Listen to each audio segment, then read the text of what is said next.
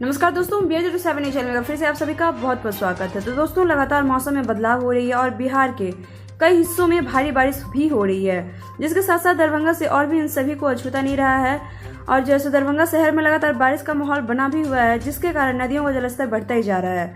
NDRF के commandant Vijay Sinha ने बताया कि बिहार राज्य आपदा प्रबंधन विभाग के मांग पर तथा बल मुख्यालय NDRF नई दिल्ली की सहमति से 9वीं वाहिनी NDRF की कुल 10 टीमें बिहार राज्य के अररिया, सुपौल, किशनगंज, दरभंगा, मुजफ्फरपुर, गोपालगंज, मोतिहारी, बेतिया के अलावा पटना जिले के कई इलाकों में तैनात किए जा रहे हैं। टीमों में कुशल गोताखोर, तैराक एवं मेडिकल स्टाफ मौजूद हैं, जो कि बाढ़ आपदा के दौरान राहत व बचाव कार्य में लोगों को हर संभव मदद पहुंचाने में सक्षम हैं और बचाव कर्मी सदैव तत्पर रहेंगे।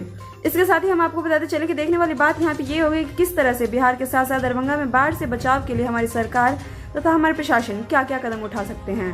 फिलहाल अभी दरभंगा में कई बांधों पर काम भी किया जा रहा है, जिससे कि दरभंगा में बाढ़ को रोका जा सके।